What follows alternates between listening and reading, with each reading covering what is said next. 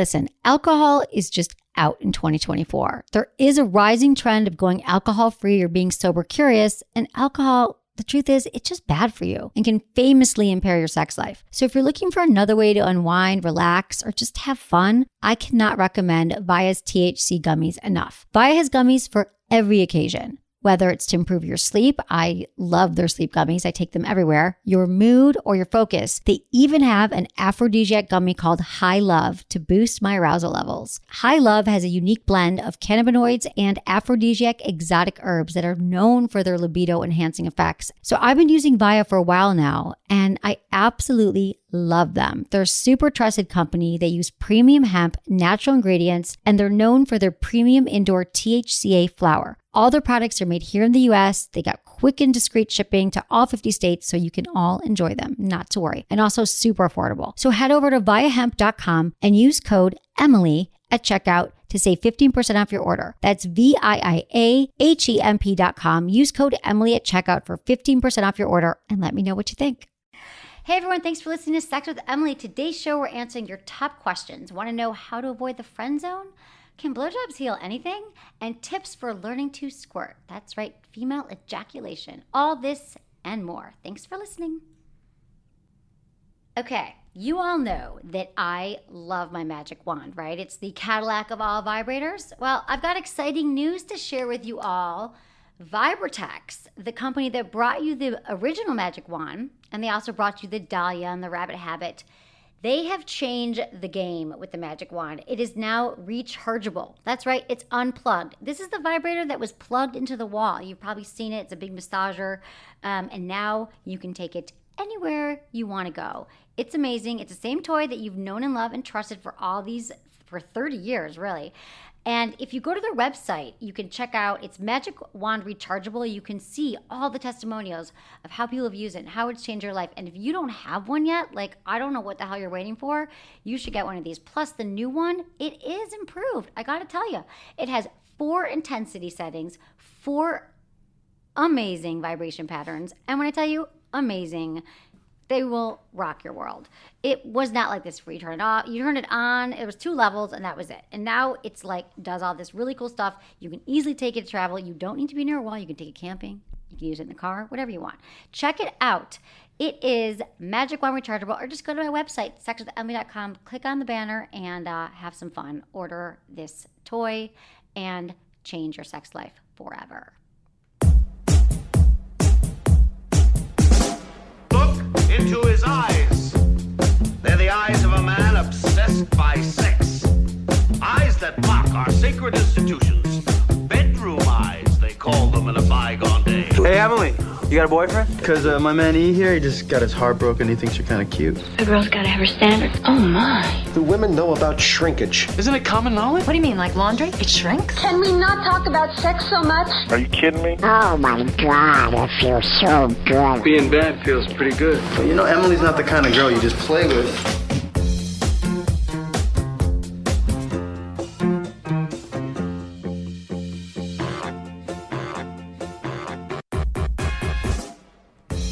You're listening to Sex with Emily. We're talking about sex, relationships, and everything in between. For more information, go to sexwithemily.com, where you can listen to all of our podcasts. You can sign up for our mailing list. Have you not signed up for our mailing list? Like, what the hell are you waiting for?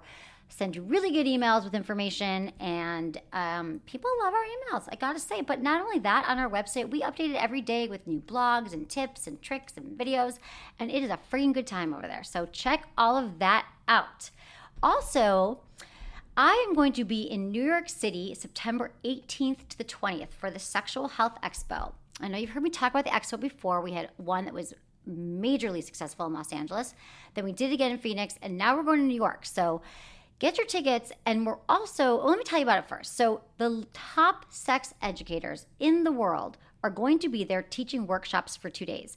I mean, workshop, you might just fall asleep when I said that word, because I'm like, really? A workshop on a Saturday? It sounds like you're in college. No, these are like workshops about all the sex and relationship issues that you might be navigating right now, how you want to improve your sex life, how you want to be better in bed, how to give a good blowjob, how to negotiate a threesome, and just some stuff that are a little more kinkier, some stuff that are a little more just communication. You will love it. And also the latest and greatest products on the market will be there on display, and I will be there, and I want to say hello to all of you. And I'll be giving the keynote, I think, on Sunday. So check it out. And also, if you want to go, we're giving away free tickets. So email me, feedback@sexwithemily.com, and tell me why you want to go. Each ticket actually is good for 2 people, and we want to support you having amazing sex. So email us. And also, happy Anal Sex Month. There should be like a happy anal sex month to you. Yeah. Okay, I'm here with Madison and Alyssa. Let me just say hello. Okay, so Madison, producer Madison. Alyssa is my everything assistant. Madison's my everything too. How do we say it? Your assistant, intern. Yeah, we haven't come up with an exact name, but anything works. But just these All people. of the above. This is my team. These are my homies. And today we are going to be. They're going to be with me on the show. And I just wanted to wish them a happy anal sex month too. Happy Anal And Sex Month to you. we are teaching a workshop. Okay. Hustler Hollywood, August 25th from 8 to 10 p.m. So it's called Backdoor Basics, and I'm going to be tackling some of your top questions and curiosities surrounding anal play. So common myths and misconceptions. We'll talk about prostate play, pegging, sex toys, lube, and more. And also, if you missed last week's podcast, we had Charlie Glickman on talking about anal sex, and he is like the leading expert in everything anal. So you might want to listen to that as well. Please RSVP. So here's the thing. We do have a Facebook page. So if you go to my website, you can click on the banner and go there. But you might not want to. We want you to RSVP on Facebook. I'm not going to discourage you. But let's say you just don't want your mom to know you're going to anal sex workshop. You can easily RSVP to hhrsvp@lfp.com. Like LarryFlintProductions.com, LFP. And check it out. Come see us, you guys. They're really fun events, and they're not intimidating. It's not like everyone's looking at you going, you care about anal sex? You know, I sit there, we talk, I answer your questions, I'll give you all the tips you need to know, and it's going to be a fun night. We'll have drinks, giveaways, and it's a good time. So join us there. Okay, hi, guys. Hello. Hello. I think we should, we've got some sex in the news here. Anything else going on? You guys excited about Anal Sex Month? How's it going for you? Super excited. Yeah, I'm stoked. Love it. It's a big month, right? You love it. It's great. Okay, so we're going to do a little sex in the news first. Most people think that men and women can be friends, which is interesting because I actually remember everyone saying that they can't be friends. You feel like most people think, no, you can't be friends. But listen to this. Most people have heard the dreaded friend zone, right? Well, if you haven't, the friend zone is the phenomenon when you like someone, but they only see you as a friend. Whether you've experienced this before or think it's been used in some very sexist ways, a new study suggests that the friend zone isn't actually as much of a thing as we think it is. Basically, it seems most people really do believe that platonic relationships between men and women are totally possible, meaning we do think we can be friends with someone of the opposite sex without it being deemed the friend zone. Okay, and I don't really agree with their interpretation of the friend zone, because the friend zone is when you actually want to be with someone and they don't want to be with you, which is actually one of our emails. But the study in question was conducted by researchers at University of Alabama, and it tried to get everyone's opinions about male and female friendships. So plenty of studies have suggested that platonic friendships between the sexes is difficult. However, even in non-romantic relationships between straight men and women are rare. The survey responses indicated that they think they're completely possible, and that's actually pretty encouraging. Men and women aren't actually all that different, and 2 people of different genders can find plenty of reason to want to be around each other without sex or romance entering into the equation. So it's good that our society is slowly getting used to that idea. Of course, the researchers also ask how often participants thought such friendships might have involved hidden romantic feelings. The result, on average, people estimate that occurred 63% of the time.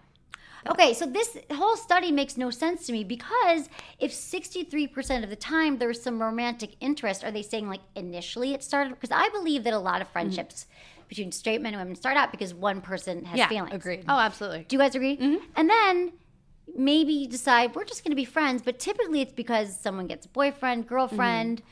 And sometimes in rare instances, you're just like, oh, we've just been friends for years and we never hooked up. But I don't know. I mean, what's been your experience? Because to me, this says that it's like the same thing, that it is sort of the friend zone. All of my, like I've always had a series of best guy friends. Like I can like almost define my life by like, oh, who was my best guy friend at the time? And they've always kind of started as like a flirtation that just stopped at that.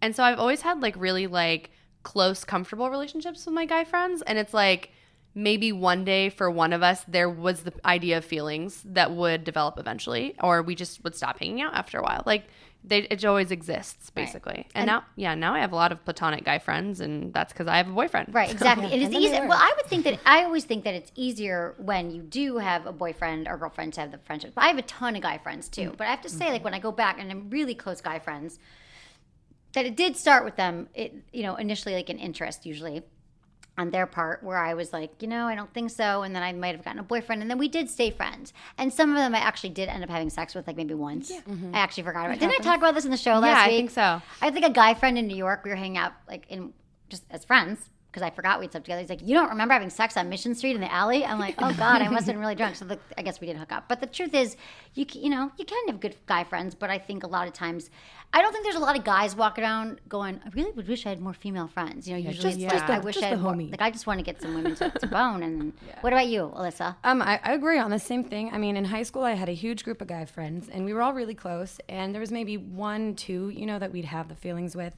The rest could stay totally platonic, but there's always been at least a little bit of interest, I feel like, between one. And, it's hard to find just the solid friendships, but they exist. When I was with my ex, I was really close with his 2 best friends.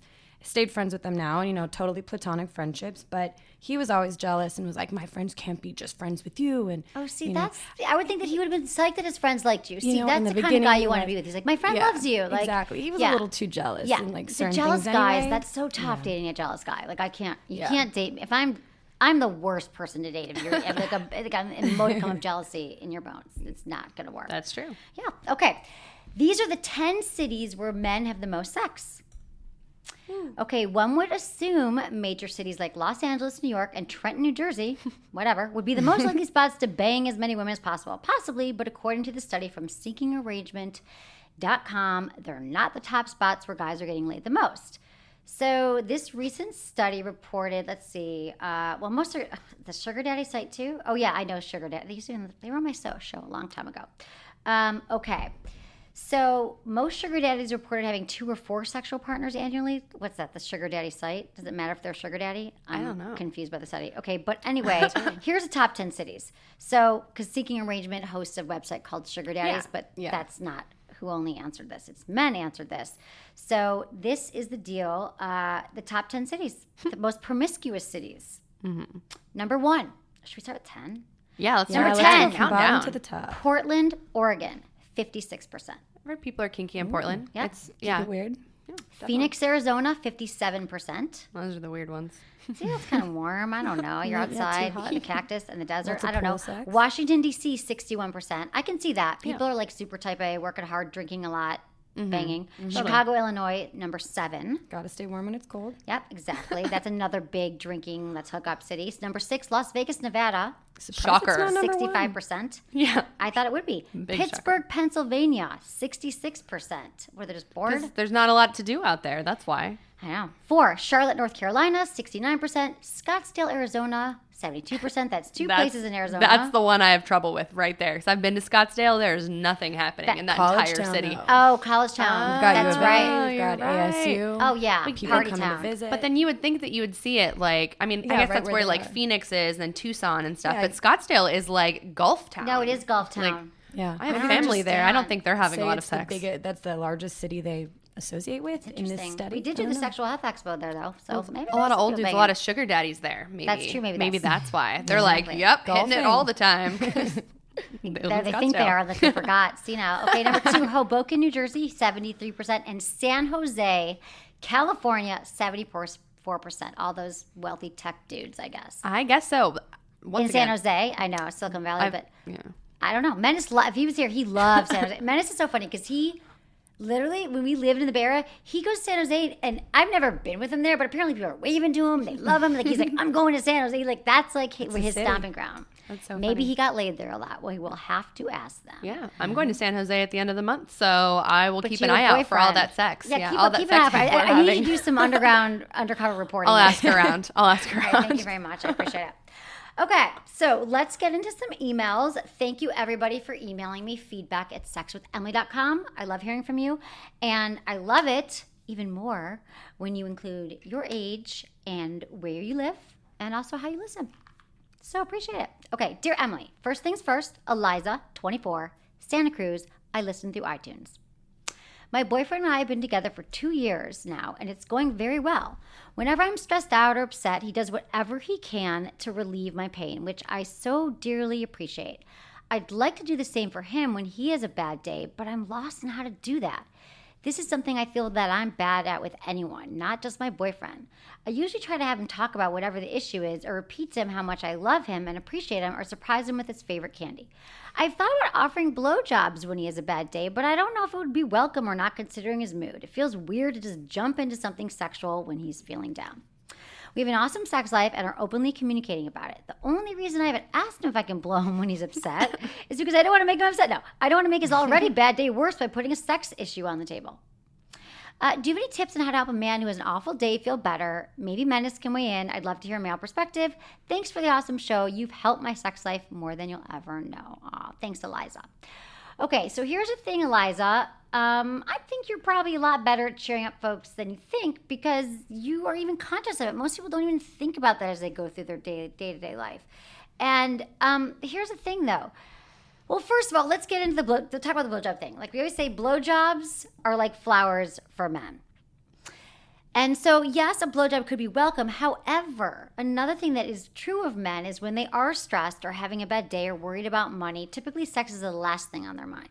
I'm not saying a blowjob might temporarily raise his mood, improve his mood, but and raise other things. But I think the real issue, though, the blowjob is just kind of a Band-Aid. And so if you think about communication between men and women, I always think about men are from Mars, women are from... Did you guys ever read that book? Like, I know it came out 20 years ago. I totally remember the name. People laugh about it because it really was one of the first, like, relationship books that came out, and it sounds so silly. But John Gray is actually a renowned expert in men and women communications, and it always stuck with me that, how different we truly are, and that we're always trying to, like, why can't I'm with a guy and he'd be my best friend and my lover and my whatever. But there's so many ways that we're different. But when it comes to communication, when we're upset, we want to talk. Mm-hmm. We want to call our friends. That's how we feel intimate. Like, we get closer to each other as girlfriends when we talk. Mm-hmm. Like we share something deep or like something hard and we're like, oh my God, we're so much closer. Men, not so much. The more they talk, the talking is a tool they use to get a point across in order to achieve like a goal or problem or something or solve a problem. So you think that they would want to, again, we think they'd want to do the same, but they don't. He doesn't want to talk about his feelings necessarily. You can't force a man to like talk about his feelings. So, and how we get our intimacy through talking, they get it through touching and sex and physically doing things for women. This is just what I always remember. So it's like you might give him a blowjob and he might feel intimate, like connected, but as far as if you force him to talk about his feelings, he might resent you. He might feel like you're trying to parent him, and so you kind of just want to read him and weigh it out. And sometimes it helps with men to kind of talk about how you're doing because it takes them away out of their head. Mm-hmm. And with girls that wouldn't work. Like Alyssa, if you came in, you're like, I had the worst day. I got a car accident. I was like, really? Because I just had like the best day ever. I just won the lottery. Like, you know what I mean? Whatever. Girls, we don't do it that. But I'm saying for their man, he might just want to hear what's going on with you and then let him like open up a little more. Because if you do, your concern could translate like into distrusting him and all this. There's other things, that he might feel defeated. Because for men, it's hard to admit they're having a bad day or they're having this. I'm not saying all men. I'm just saying for many. So feel out your guy. But it sounds like you guys have have a lot of open communication. But back to the blowjobs though. I would say you could also just say you look really stressed out. Let me give you a massage. You could give him, say, what can I do? Like on your feet. Exactly. And then you could flip him over or whatever, give him a blowjob. Yeah. What do you think, Madison? You're in a serious relationship with your boyfriend. What do you do when he's in a bad mood? I think that if I started treating his bad days with blowjobs, he would start having more bad days. Like he would just be like, all right, now that I know that works. No, I think that actually just my boyfriend being who he is and being very sexual and everything, like he would love that. A lot of times when he has had a bad day, he wants sex because that's how he feels close. You know how you gave me the whole, Emily taught me one time about how we experience love. Like I think it's like how we love or something like that. And you were telling me about it. Oh, right. It's the love languages. Oh, love The five- languages. Gary That's Chapman, The 5 Love Languages. It's a great book. Yeah. That's the one. So like Emily and I had a discussion about it, and she told me about the 5 love languages, and I took this like little quiz, and then I had him take the quiz, and he experiences love through like touching and through like close intimate connections, whereas like I would rather, have someone talk to me or, Right. ask me about it. But so he would love that. I don't know. It just depends on the guy and his sexuality, like his level of sexuality, I think. Yeah. Right? What do you think, Alyssa? In this exact situation, I think it seems like she has a pretty good idea kind of that he might be interested in that if she even offered it in the first place. Thinking like, what can I do to make him better? Candy, blowjob. Both of those things sound great in my book after a bad Exactly. day. And, it's not, it sounds like it's a, a typical bad day. Sometimes you miss your Uber. I was going to say bus, but that doesn't happen to all of us anymore. She might be overthinking it. That's a really good point. Like, she might be questioning herself a lot. Maybe she should just try it. I mean, no guy's going to be like, I can't believe you gave me a blowjob when I was upset. How dare you? Like, can you imagine Put my penis away. Can you imagine going, I can't believe you're minimizing my anxiety and my pain with just sucking on my penis. Like, if that ever happened in the world, like, I don't know. Email us. We want to hear. Yes, we'll have you on here. But I just wanted to say a little bit thing about how men and women are different. But again, your boyfriend is different than every other man too, because we're all different. But it's good to know those general points when you're launching into an argument with the guy. What's going to work, what's he going to understand or not. Exactly. always And the different. 5 love, to get back that it is a good book. There are 5 ways that we've learned. It's how we were brought up and how we experience love, and it's words of affirmation. Just so you guys know what I'm talking about. It's physical touch. And usually there's 2 that are predominant. There's acts of service. So like if my boyfriend filled up my car with gas, or emptied the dishwasher. There's quality time. So some people are like, every Saturday night, I need to see you, just us, no cell phones. And then the 5th one is gifts. So some people are like, God, when you bring me a gift, I feel, so much better. And it's really interesting to take this test because you realize, like, for example, like for me, it's words of affirmation and physical touch. Well, if I'm with a guy who like never isn't cuddly, doesn't want to touch, or doesn't ever say like, you're great, or I'm feeling really good about it, it's like, I'm going to feel like he's not that into me. But if he brings me gifts all the time, well, that'd be nice. Depends what they are. No, but I mean, I'm saying if that wouldn't mean love, that'd be like, oh, what's he artificially trying to buy? But for some women, I know a lot of people. It. And it doesn't mean that your partner, you have to find someone who has the same 2 love languages. It just means that you have to understand them. And communicate about it, too. Right, exactly. So it's I think it's really, really useful because, you can also work on a relationship. You find out that, like, your partner just might not know that you want him to make quality time. Like, you want him to make plans every Saturday night with you, So, anyway, it's called Gary Chapman, the 5 love languages. Yeah, I highly suggest bringing it up with your partner if you're in a relationship because it was awesome. Yeah, like Wes and I sat there and like I made him take it too, and he was like, "This is how I experience love," and I was like, mine is the words of affirmation and services, doing nice things for me." Those are like my 2 high ones. Yeah, my 2 biggest ones. And he picked up your cell phone today. Yeah, I know. He did. He went and he did that and he took care of it. Yeah, I lost my phone in a Lyft last night and the Lyft driver drove away and then my boyfriend drove all the way to Culver City this morning to pick it up for me and then came back, dropped it off, and then went to work. So, okay, so when you guys had this talk, I know that going off topic with love, like, do you feel like you learned more about it? Like, it's changed things? Absolutely. And then, like, his other thing was quality time. And, like, I didn't realize that was something that was as important to him as it is. Like, I knew the touch thing. He's just a touchy person. And I'm not the most touchy person. I'm like, you're not. Yeah, I was like, Madison, I'm coming in for a hug. Be careful. I'm not, like, afraid of touch, but I'm definitely not, like, the most, like, cuddly of human beings. And I know he is. So I work hard to do that. And he's not great at expressing feelings and stuff.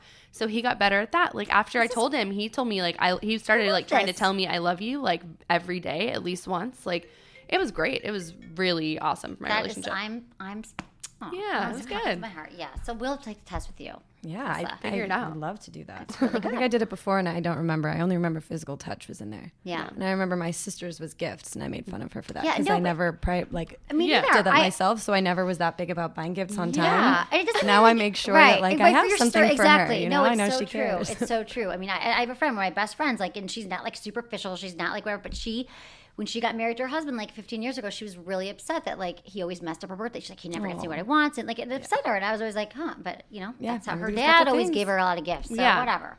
Okay, let's move on to the friend zone. Hey, Emily, my name is Drew. I'm a 21-year-old college student at West Virginia University.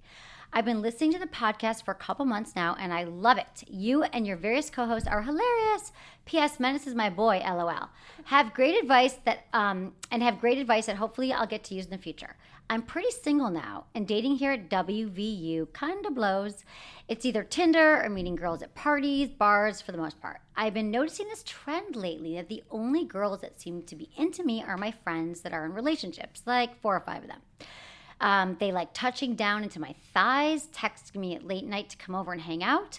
I'm not pursuing them or doing anything to warrant their attention besides being myself, which is friendly, but I know where the lines are. I don't plan on acting on this, but it seems pretty odd. Any help or advice why I might be attracting this attention? Thanks again. Can't wait to hear from you and listen to your show more. From Drew.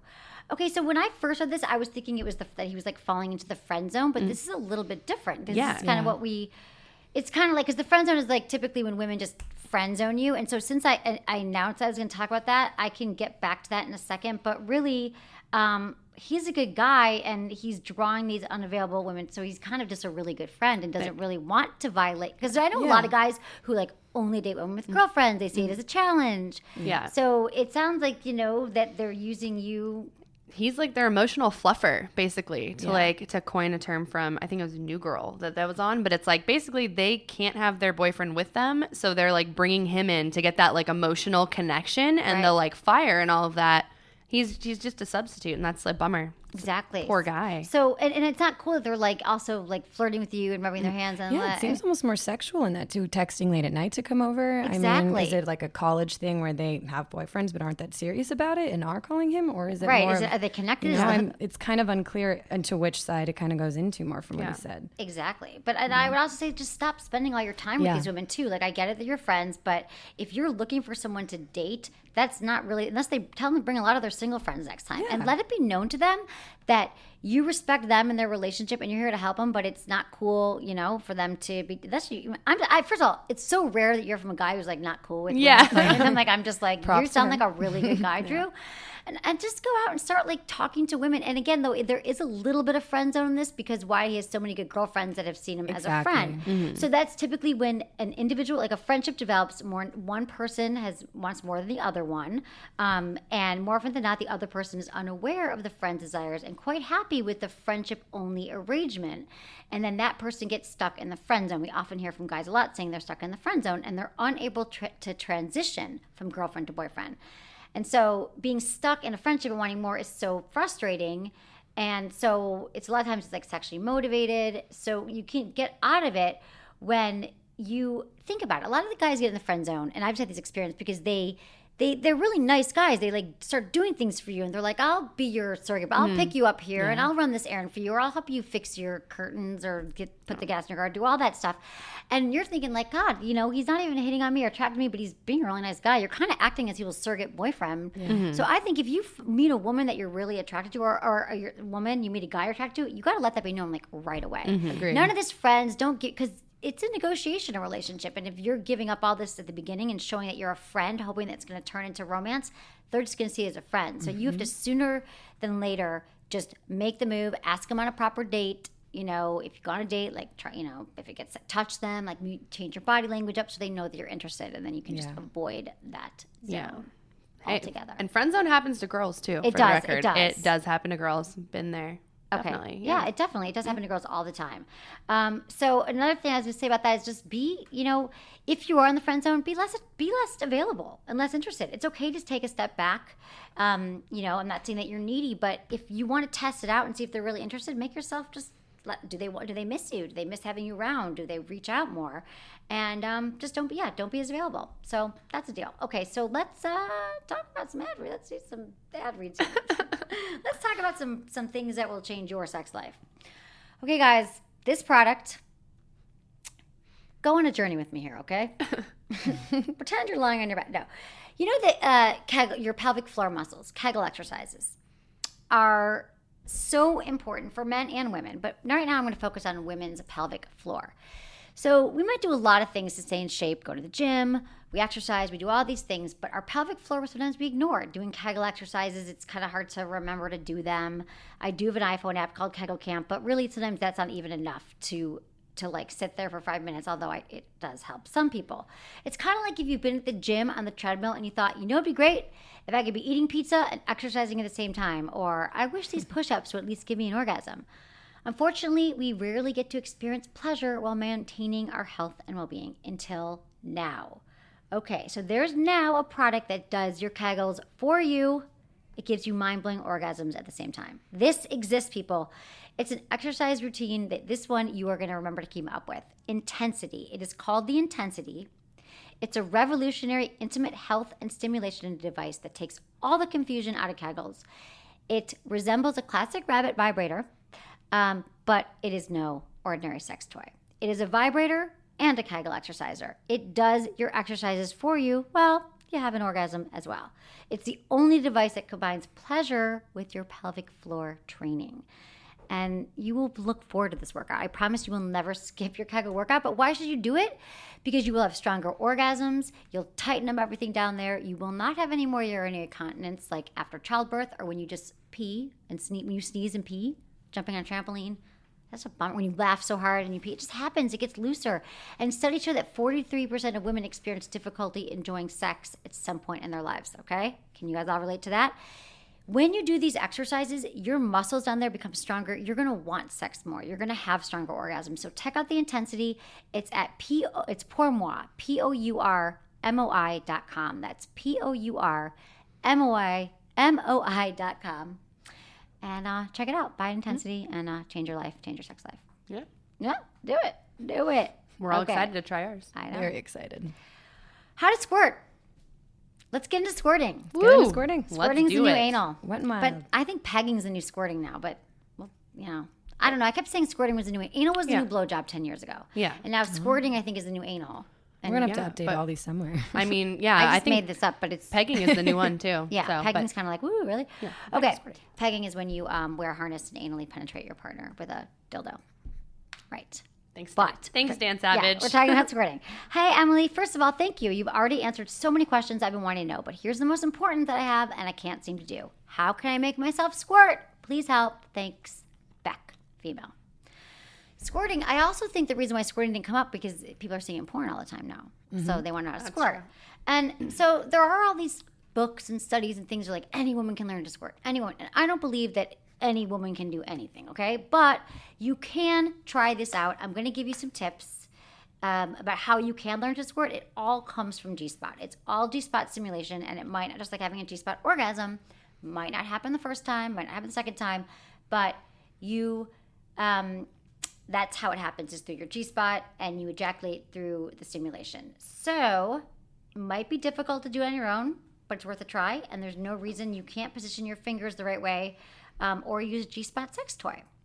So a G-spot sex toy just curves slightly upward, and it curves to your G-spot, which is 2 inches upside towards your belly button. Like use the come hither motion. I know I've explained this to me. I always wonder if everyone knows what I'm talking about when I say 2 fingers inside the come hither towards your belly Yeah. button. I feel like that's a very good description. You don't need to see it necessarily. So. You all get it, okay? Go on our website, Google G-spot. Okay, so first thing to do, have you guys squirted, first of all? I have not. Yes. Yes, I have. You have. Be Always on working accident. Yeah. An accident. Yeah, Right. I can't like make it happen, and it's a big discussion in my bedroom about wanting When it it to happen happens. on command, and I'm like, I don't work that way. Right, I'm exactly. sorry. But it's got it's a popular thing. I'm telling you, it is not pee. She's not peeing on you. BTW. Okay, so first, make sure that you're relaxed and comfortable. Just like anything sexual, it's impossible to really enjoy it and to make it happen and have the most pleasure when you are tense. Foreplay is important too. Before you can even have a G-spot orgasm, oftentimes you just need to be really aroused and have a clitoral orgasm, so you might want to venture down that road first. Get fully aroused, in the mood, get into the mindset, because your G-spot's actually easier to access once you have a clitoral orgasm because that whole area becomes engorged. It's another word that I don't love. Engorged, but more turned on and more easy to find. And then you got to find your G-spot.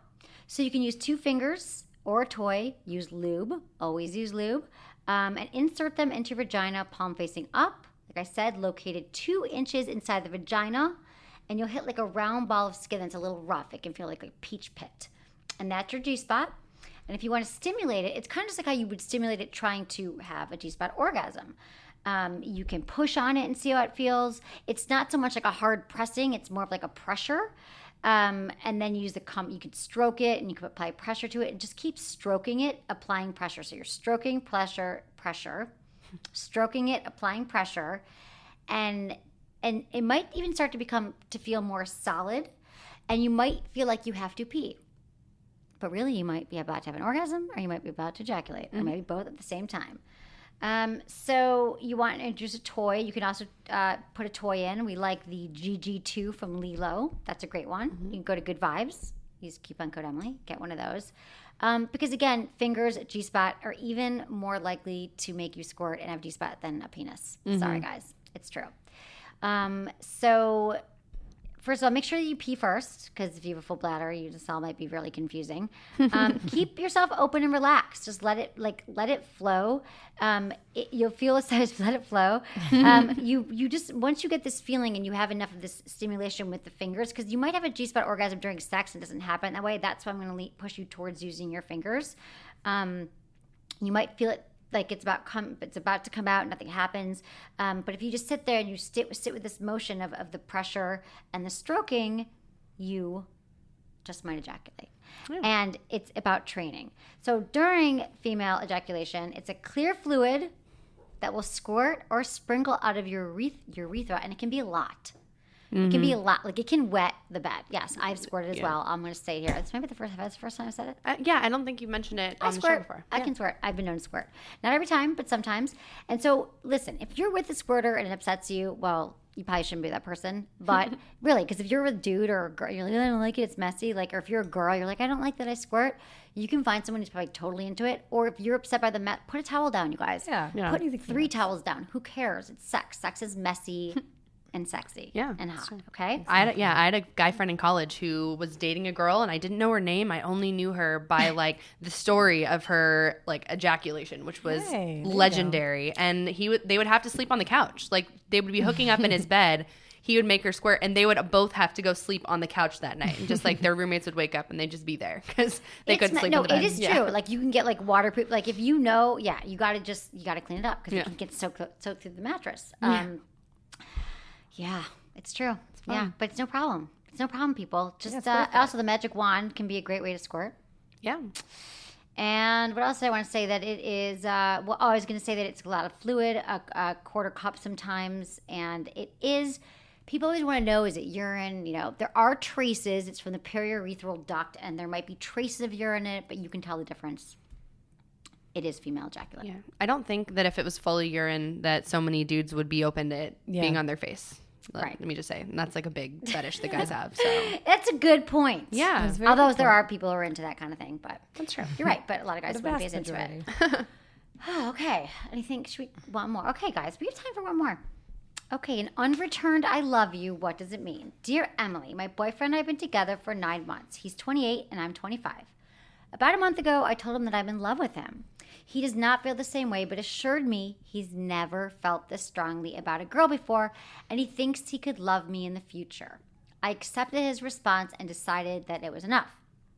Lately, though, I'm feeling like it isn't enough. I feel left out of his life a lot and feel like he'll never love me. I feel like I'm unlovable. How do I cope with these feelings? I want to be patient, but I also am afraid of being heartbroken at the end of this. Thanks, Nicole. Oh, has that ever happened to you guys? Has not happened. Say I love you first? Yeah, me neither. But my vulnerability. But Nicole, here's the thing. I know, seriously, rejection. It's pretty scary, and so it's bold that you said it. I'm proud of you for saying it. But there is no guarantee. We give sometimes, not just so we can receive, but we give, and you were feeling it in the moment. But be aware that he is not ready. He is telling you how he feels, and it doesn't happen the same for everyone.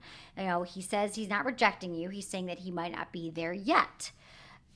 So I like that he's being honest with you and he's telling you that he authentically just might not be there. But I feel like you're also projecting some insecurities. You said that you feel unlovable. I'm not sure if this is brought on just by this situation or if you have often felt unlovable in your life, because a lot of us have walked around with feelings of feeling unlovable. It could come from childhood. We feel like we're never good enough, smart enough, pretty enough, all that stuff. And so if you are having unlovable feelings, then I would say, you got to look at where they come from. Because a lot of times we think that, once he loves me or once this person gives me validation, I'm going to feel better. I'm going to feel loved. But the truth is, no one can ever fill us up enough until we love ourselves. And that is a lifelong journey. I mean, that is the hardest work you can do, is learning to love yourself. So I don't know if there was other stuff that happened in your life, Nicole, if there might be some therapy that you need here. I'm not even like saying, I don't know if this is just coming from the boyfriend, but if this is something that you feels familiar to you and you walk around feeling like you're not good enough and not loved, you might want to get some work on it, because your boyfriend, no matter how much he does tell you he loves you eventually, and you might still feel unlovable. So I wouldn't, worry about it so much. I mean, I wouldn't, if you still love him and you like being in the relationship, I think you can stay in the relationship unless it starts driving you crazy. What do you guys think? Yeah, I think that if she's really that afraid, because I understand the whole vulnerability thing, like as you were saying, that's a scary thing. And not only that, it's scary to feel like you're all in and someone else isn't. Absolutely. So I think what she should be doing, instead of sitting around worrying about it, is she should get herself out in the world, go hang out with girlfriends, go get a hobby, read, do stuff to fill up your life on your own. One, it's going to make you feel better about yourself and make you a little bit less like worrying about the demise of this relationship. And two, it is going to make him be like, oh, hey, like she's running around doing her own thing. Maybe the feelings will come faster. Yeah, exactly. I mean, it's true, the busier you are in the relationship, and the more, I mean, that's always more attractive to keep your own life and to keep yourself and important too. And not just like focusing your whole life around your boyfriend. Yeah. I have nothing better to add to what she said aside from that. Just kind of see how it goes over the next couple of weeks and month. Yeah, and like you said, if she's driven crazy by how their relationship is developing, then if it gets to an unhealthy point or where you're more unhappy than she would be happy, then it seems like it's a point to reanalyze things. But if they get better naturally, even if it's a longer progression, then as long as it's going up the right way, there'll come a point where she'll know one way or the other. I think it's hard to find that and accept it if you get to that point, but there is like a yes or no, like I can do this, I can't do it. Okay. But I think Madison's... No, you're so right. I mean, it's true. And that's the thing, is that you got to put a timeline on this too, because a lot of times we say in relationships, and if a year goes by and he still hasn't said it yet. I mean, I would say 3 months, 2 months. And follow through with what you decide to do too, I think is important. Exactly. It's important to write down today's day. I always tell my friends this, where do you want to be in 3 months in a relationship? Write down in 3 months on your calendar where you want to be feeling in your relationship, because we can get lost in it and time goes by. So maybe you should start tracking this, and then again, keep busy. Great advice. Yeah, really good. Thank you guys so much for helping. Yeah. For being here. Oh yeah, it was so fun. Thanks for having us on here. Thank you, Madison and Alyssa. I appreciate it. And thank you everyone for listening. And be sure to follow me, Facebook, Twitter, Instagram. It's Sex with Emily across the board. We do fun giveaways. We post a lot of stuff on Facebook, articles. We write. I write also for Harper's Bazaar and Glamour and Patty Stanger, the Millionaire Matchmaker. A lot of tips, and you guys write amazing blogs that are on our website, because I know y'all want a better sex. So thanks everyone for listening. Was it good for you? Email me, feedback@sexwithemily.com.